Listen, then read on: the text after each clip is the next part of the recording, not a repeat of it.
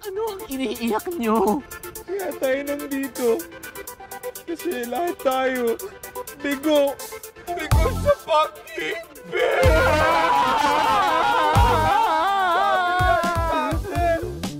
Lahat lang tayo virgin pa.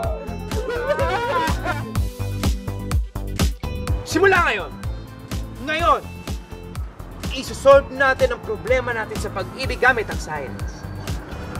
Mabuhay ang siyensya! Mabuhay! Mabuhay ang siyensya! Mabuhay!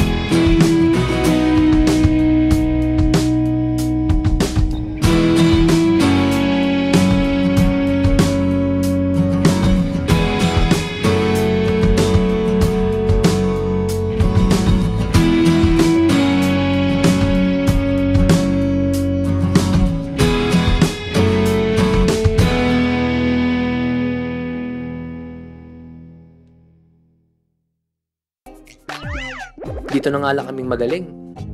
Pababayaan ba pa namin?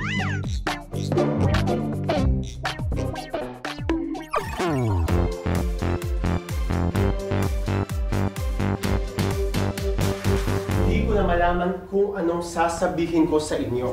Sobrang disappointing ang pinakita nyo. Ano na namang sinasabi ng kaibigan mo, Mr. Semanya? Ma'am, sir, pasensya na daw po, hindi na daw po mauulit. Talagang hindi na mauulit. Kasi hindi ko na kayo pinapayagang sumali sa kahit anong science contest. Po, hindi ka pwede gawin yun sa amin. Yes, I can, Mr. Galvez. Okay po. On probation muna kayo sa pagsali sa kahit anong science contest. Maliban kay Mr. Roy Philip. Ay, sorry. Nakalimutan kong banggitin. May 6th contestant nga pala. Dati rin naming tropa tong si Roy Philip. Kasama sa grupo naming mga nerds. Pero gaya ng kahit anong barkada, laging may weakest link, diba? Kahit sa barkada nyo. Sige, isipin nyo. O diba? Laging may weakest link. Anyway, sa aming anim, si Roy Philip lang ang bihirang makakuha ng straight A's. Okay naman sa amin na may tropa kaming hindi namin kasing talino. Nobody's perfect, ika nga. Ang problema kay Roy Philip, Imbis na mag-aral, tinatalangka na lang kami. Sinasabotahe yung mga exam namin para hindi rin kami makakuha ng perfect score. Teka lang. Roy Philip, ikaw ba ang nagsabotahe ng science contest? Bakit ko naman gagawin yun, di ba? Makukuha ko. Seryoso ka ba yan sa defense mo, Roy Philip? Ngayong alam na natin na tinanggal mo lahat ng factor ng pagiging failure as a nerd student? Dapat nga maging proud pa kayo eh. Para ako naging representative ng group natin. Represent!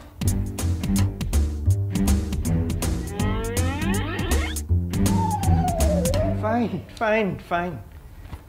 Anyway, group studying mamayang 8 p.m. Same place. Albert. Same place mo, mukha mo. Anong ibig mong sabihin? Simula ngayon, out ko na sa mga group studies namin.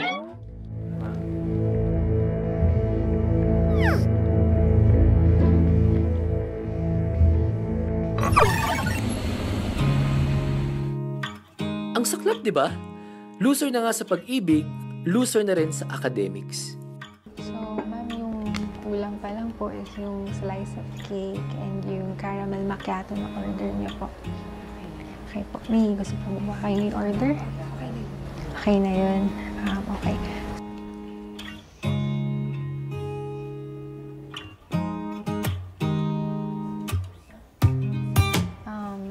Sige po, ma'am. Balikan ko na kayo. Ang alam lang namin, hindi na namin kayang harapin yung mga gusto naming babae.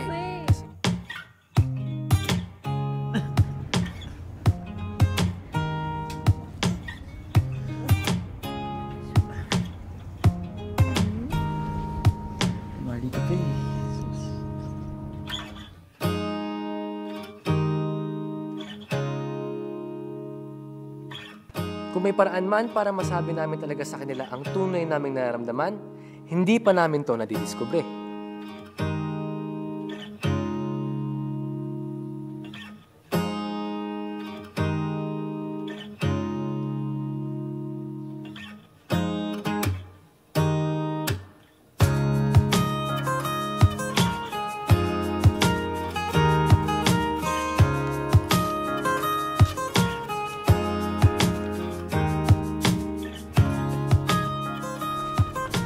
Hoy Albert, may newspaper drive si President Elaine bukas ah. Hindi ka ba magsa-sign up? Hindi muna. Bakit naman? Sakto. Nandiyan si Miss President. Una na ako.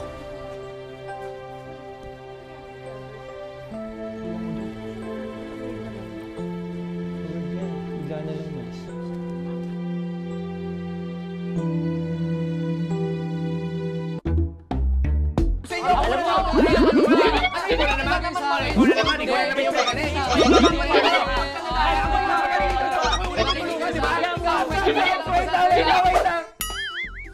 Ang sabi ni Alexander, siya daw muna dapat ang ating tulungan.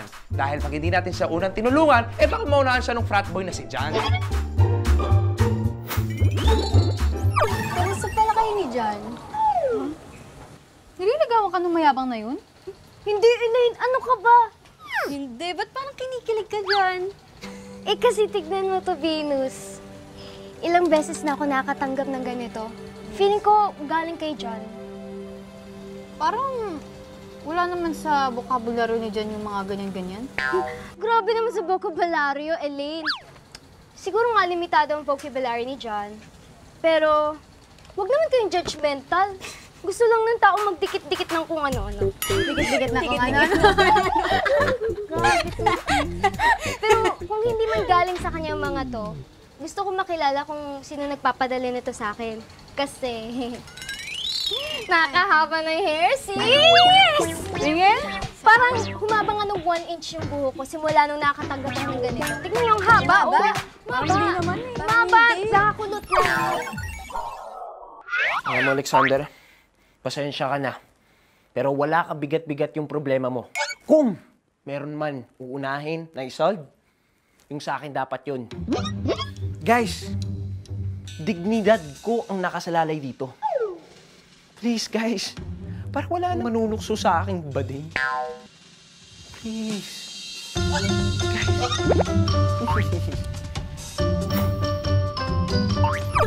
Ikaw, Elaine. Huwag mong sabihin hindi yung mahabang hair mo pag nararamdaman mong may nagkakagusto sa'yo. Siguro kung meron. Kaya lang, feeling ko na-intimidate yung mga lalaki sa akin eh. Lalo na kapag nalalaman niya lang, president ako ng student council. Diba? Mahirap ba yun?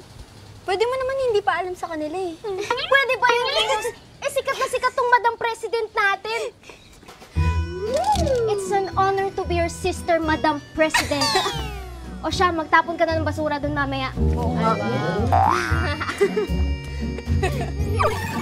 Albert? Talaga ba? Ikaw dapat unahin para hindi ka bansagang bading? Guys, si Amanda, may boyfriend na. Eh, malamang sa malamang, kapag wala akong ginawa, eh sila yung magkakatuluyan hanggang dulo. Pero alam mo, 68% based sa statistics ha, 68% ng mga babae, yung first boyfriend nila, yun yung dinidream na maging last. Pero guess what? 89% lang ang nagkakatuluyan. Kaya pwede ba, Charles? Huwag ka na mag-worry dyan.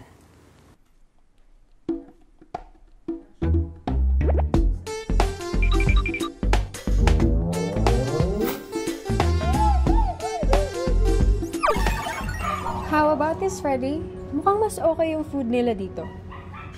Oo nga. That's it. Diyan magaganap ang first fine dining date natin as boyfriend-girlfriend. What's up, babe? Wala lang.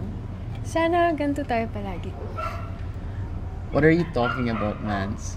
Of course, ganito tayo palagi. I want us to be together until the end. That's the plan.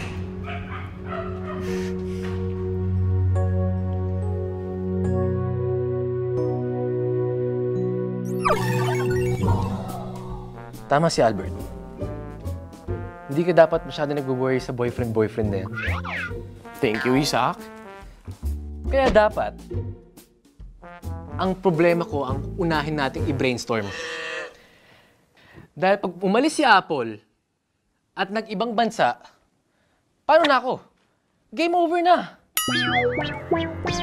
Isa pa yung walang kakwenta-kwentang problema mo, Isaac eh. Tandaan nyo, buwibilis sa internet dito sa Pilipinas. At bigyan nyo na 6 na buwan yan, naku, gaganda pa yan. At kapag umalis si Apple, pumunta sa Canada, edi, pwede naman kayo mag-long distance relationship, diba? Diba?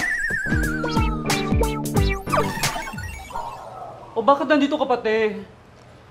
Wala, nag-OT ako, te. Sakto, malilate daw si Steve. Hiyang-hiya naman ako sa sipag mo. Super OT ka, te. Kailangan eh.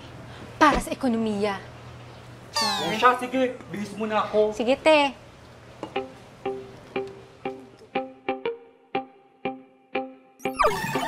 Alam niyo bang ayon sa statistics, walang tumatagal na long-distance relationship? Alam niyo, i-brainstorm kasi muna natin yung sa akin. Pagkatapos nun, pwede naman yung sa inyo na eh. Ah, hindi. Si Alexander pala muna. Tapos yung sa inyo na. Okay? Pasalamat kayo, di kayo ninulokong bading sa school. Alam niyo ba ang pakiramdam noon? Ako kasi dapat yung una, di ba? Di ba sinabi ko ako mauna? Bakit ikaw? Parang ikaw na naman. Eh, bakit ako? Eh, paano kasi Amanda? Magtitigil na kayo! Alam ko, iba-ibang problema natin sa bawat isa. Pagkaibang bigat nito, depende na lang kung sino ng mga problema. Pero gaano kabigat ito? Wala pa rin to binatbat sa problemang pinresent ko sa inyo. Ano bang problema na yan, Galileo? Ano sinasabi mo? End of the world, guys! Hello? Sige, yung kay Isaac na lang ang unahin natin. Tignan mo itong mga to. Naghahanap pa na mas mabigat na problema. Pero ayaw namang, ano mo, in denial lang kayo eh. Naintindihan ko. Natatakot lang kayo kasi malapit na yung katapusan natin lahat. Kaya kung ako sa inyo... Okay na, Galileo? Naintindihan ka namin. Pero pwede ba? Baka naman pwede na unahin muna natin yung problema ni Isa kung pwede sa'yo. Oo naman. Para makapagsimula na tayo. Kundi, lahat tayo walang mararating. Okay. Kagaya sa lahat ng mga scientific experiment, kailangan muna natin ma-eliminate ang mga unnecessary data para makakame up tayo with a better probability of solution.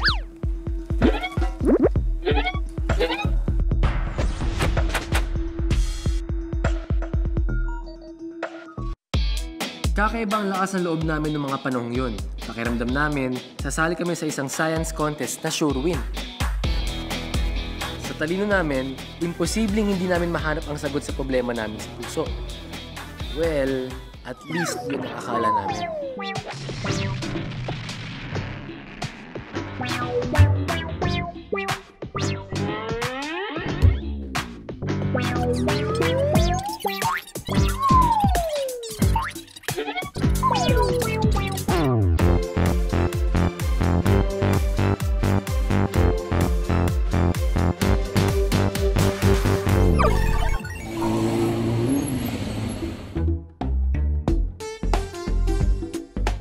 Totoo lang, never pa ako nakakausap ng ibang magandang babae, maliban kay Apple. Ngayon, matetest na natin kung may kinalaman nga ba ang hika ko rito.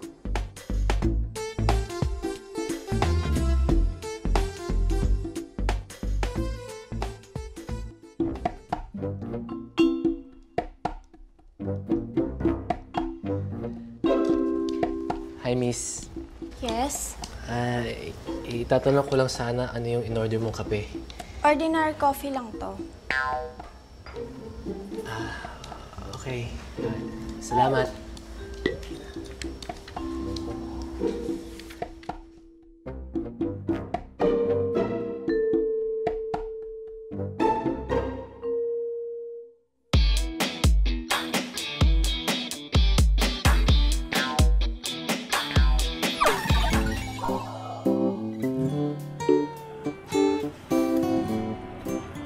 Excuse me, pwede ba magtanong? Ano yun?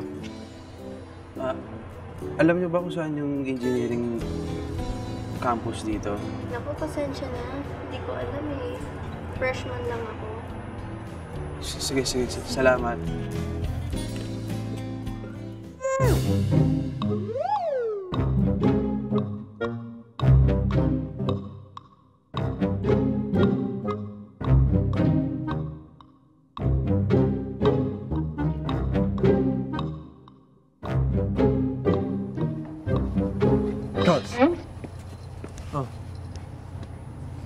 Koy. Hindi naman sa stalker ako pero kanina ko pa pinagmamasdan kumakausap ka ng sino-sinong babae. Talaga ba, Roy Philip? So hindi mo ako nakitang may kausap na babae sa kalsada namin kanina? Siyempre, nakita ko rin yun. Hindi ka nga stalker. Hindi. Ibig ko sabihin, basta. Ba't di mo lang kasi sabihin sa akin kung anong ginagawa mo? It's highly unusual for us nerds to talk to so many hot girls in one day. Isa lang ibig sabihin nito. May isinasagawa kayong experiment tungkol sa pagporma sa mga babae. Tama? Tama? Huwag mong guluhin yung buhok ko. Bahala ka na nga dyan. Ano kayang ginagawa ng mga to? Si Isaac, ganun ginawa sa coffee shop. Iba't ibang babae na kinakausap ng random. Only one way to find out.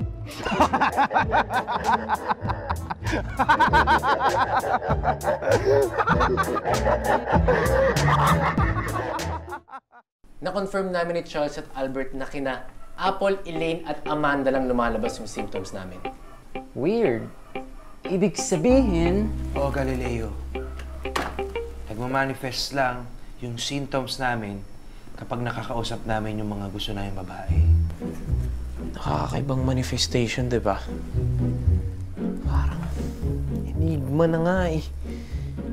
Sa dami-dami ng mga babae, pinagpapawisan talaga ako kapag sila ang kausap ko.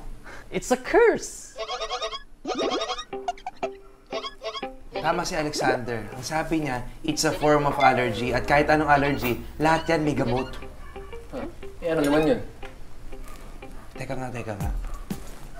Naalala ko nung isang araw kasi nag-usap kami ng papa ko. Isa na sa topic namin is yung immunity. Ayun. You mean preventive measures para sa isang uri ng sakit? Oo, yan. At isa sa mga binigay niyang example is yung pag-inom ng venom ng ahas. Para kapag kinagat ka nito, mawawala na ng epekto yung laso nito sa'yo. Exposure! Kailangan natin i-expose ang mga sarili natin sa mga gusto nating mga babae ng paunti-unti. Hanggang ma-immune tayo. Parang ang ganda ng plano namin, no? Good theory. Pero tignan natin.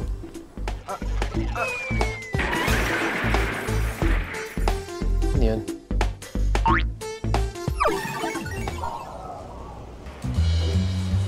Excuse me, miss. Yes, sir? I think you gave me the wrong cup.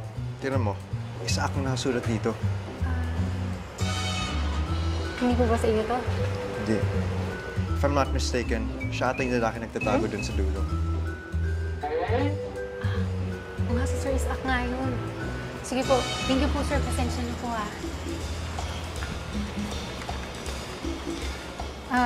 Isaac? Isaac?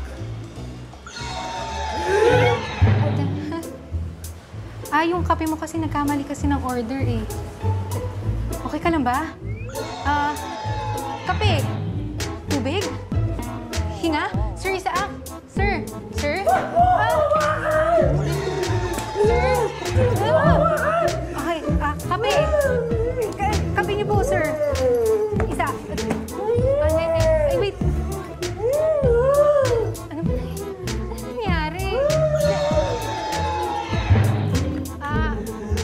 Ito yung kape.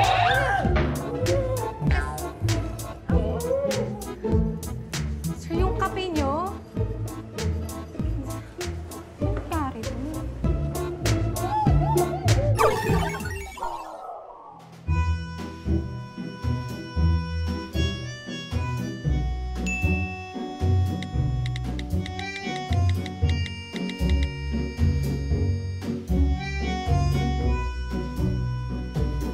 Anak! Charles! Anak! Anak! Oh, may bisita ka. Kanina nandun ka lang. Amanda! Ha? Di ba tinext mo ako? Sabi mo may bago kang number, tapos gusto mo makipagkwentuhan? Ako nag-text? Oo. Upo ka dyan. Ito lang? Ha? Tama ba, Charles? Ito yung nag-text sa akin. Ikaw yun.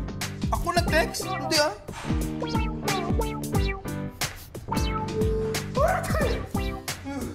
Okay ka na?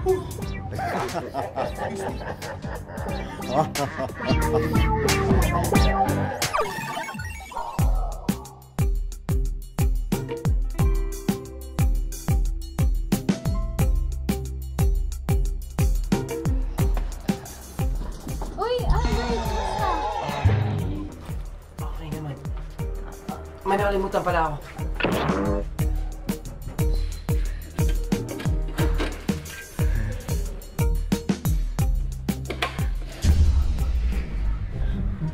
Uy! Hala, na-stuck tayo sa elevator! Albert!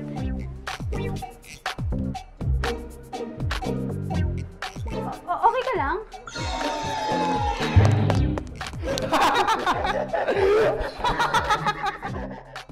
Diyos ko, Albert, hindi kaya ma-dehydrate ka niyan? Ayaw mo magpa-check up? Ha? Ano nangyayari sa'yo? Okay ka lang?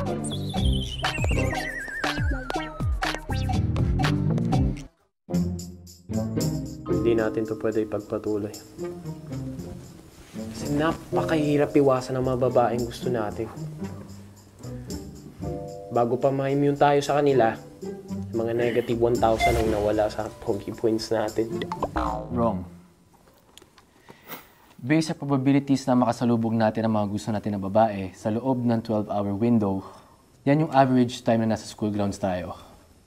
Pwede tayo mag-accumulate ng 834 negative points. Kaya tama si Albert. Kailangan natin baguhin ang approach natin sa experiment na ito. Teka lang. Kayo na naman. Paano naman kami ni Alexander? Sabi ni Alexander, tulungan naman daw natin sila. Pero unahin na daw natin si Galileo. Total, mukhang mas importante yung problema nito. O sige, Galileo. Anong kaso mo? Di ba hinahanap mo lang yung dawan mo? Oo. Kaso, hindi ko na nga alam kung saan ko siya ulit mahahanap eh. Sabi ni Alexander, na-compute mo na daw ba yung mga probabilities mula sa astronomy at astrology? Siyempre naman, ginawa ko yun. Kaso wala talaga eh.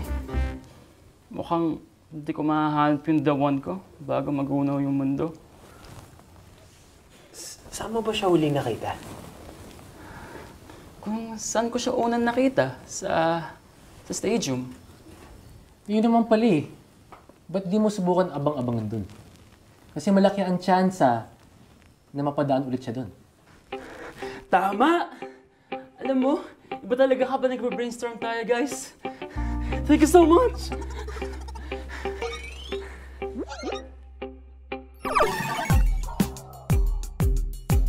Mas mabuti pang safe. Baka mamaya, mabubunggo ko naman yung apple ng babaeng yun.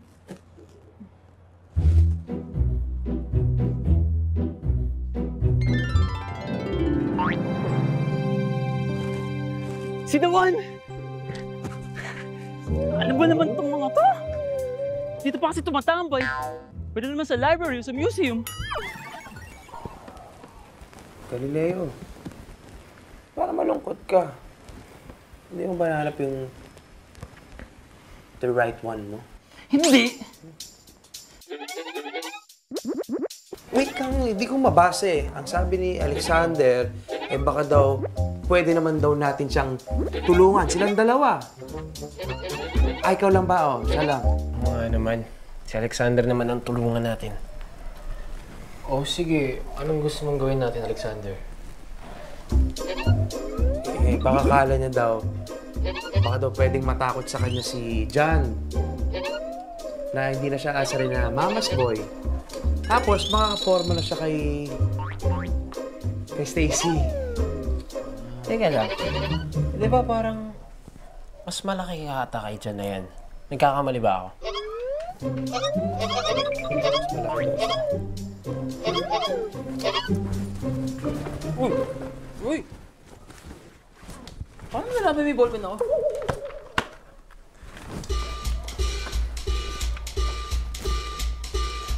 Anong height mo, Alexander? 5'8". 5'11". Anong weight? 150. 68.039 in kilograms. I-convert mo na sa metric para mas mapabilis yung computations mo. Tama ka, Isaac!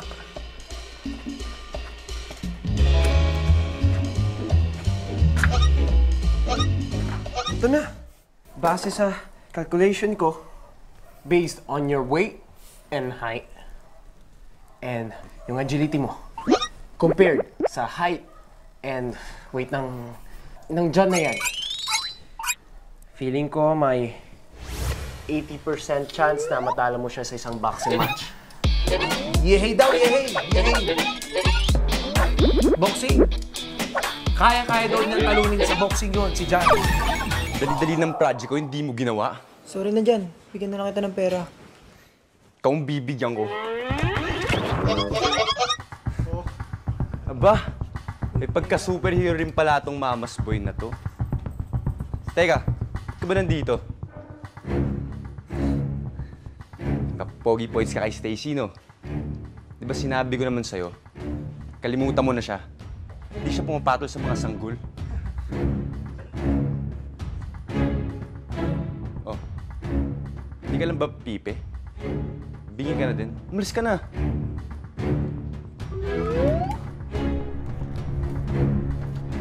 Gusto mo makipaglaro na ito, ma. Gusto mo mapaglaro, bata?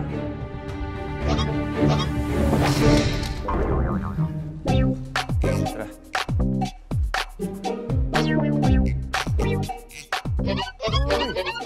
Brother, anong ginawa sa'yo ng bully na yun? Grabe talaga sila sa ating mga nerds, no? Ikaw naman kasi, paporma-porma ka pa dun sa rocker chick. Hindi siya para sa atin mga nerds. Ano tuloy?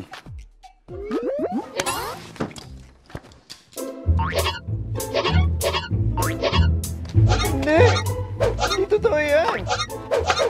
Flat ang Earth! How dare you! Totoo yan! Flat talaga yung Earth!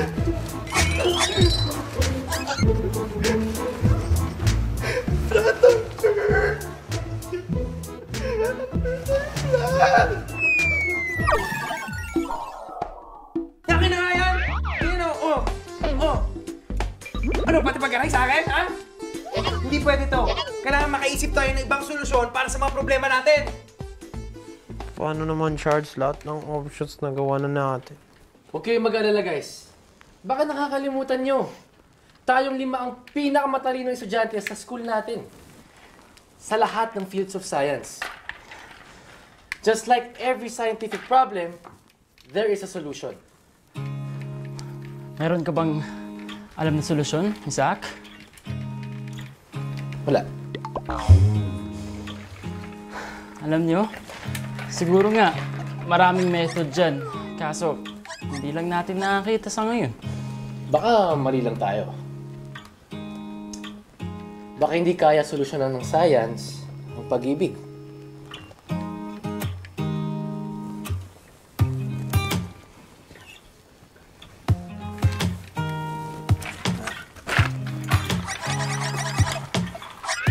Tulong ni Ella, hindi na itong ginawa na mag-isa.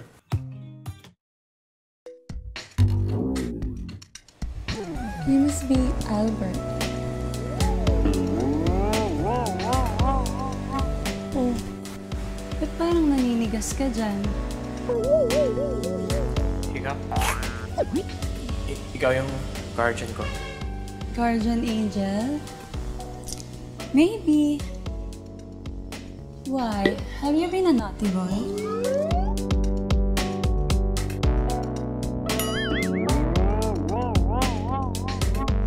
Abby, stay! Pamangking ko yan. Tito Jax? It's your Tito Jax! Albert, hindi mo ba ako namimiss? Akala ko nasa London kayo. Nandun nga ako, pero teka muna. Hug mo muna ako. Bihira ako. Yes, nandito ako para bisitahin ka. Ano ba? Pala si Abby. Pero Tito Jax, ano nga pong ginagawa niyo dito? Kaya nga, para pasyalan ka at makita ka at ipasyal ko rin yung mga girlfriends ko. Dami naman namin. Huwag ka mag-alala, ikaw ang paborito ko. Naman Albert, ba't ganyan itsura mo? Parang ka natalo sa loto ah. Mahabang kwento po. Bakit? Marami akong oras, nandito ako. Tik-tak, tik-tak, makikinig ako sa'yo. Ano yan? Nagsimula po ang lahat nung nalaman namin barkada na pagdating sa babae, lahat kami may problema. May problema kayo? Albert, ang gwapo-gwapo mo. Paano ka magkakaproblema sa babae? Ano ba? Ano ka ba? Hindi po ata ako mana sa inyo, Tito Jax. Uy, huwag mo sasabihin yan. Nasa lahi natin yung kaya natin makakuha ng chicks. Bihira ka naman. Ano gusto mong gawin ko? Ano may tutulong ko sa inyo? Turuan mo naman po kami dumiskarte sa babae po. Tuturuan ko ba sila? Sige. Sabi niya, sige. Pues, sige. Tuturuan ko kayo. Pakilala mo sa akin yung mga kaibigan, matuturuan natin sila. Sige po. Saan mo gusto kumain? Gusto mo? Saan? Kahit saan? Gusto mong kainin kita? Ha?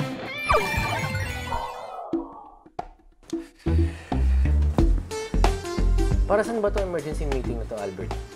Para sa akin.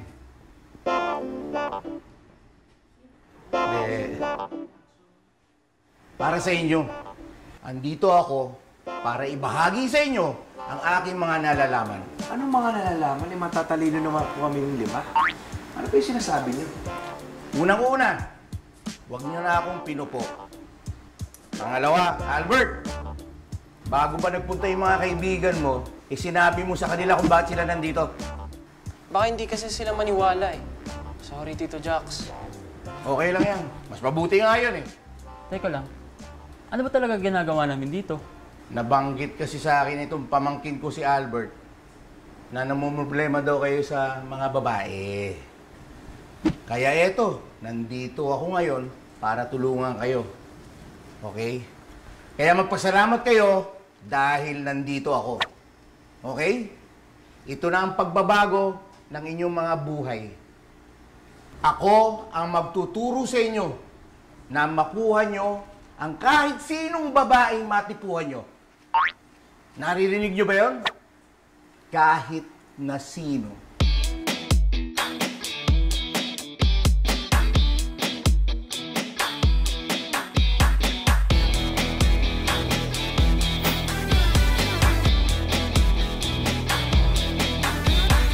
Pag nahanap ko yung dawan ko, hindi ko na kailangan mo problema ng ganyan. Bye guys, and good luck! Kailangan magpalaki kayo ng inyong mga katawan! Naintindihan niyo?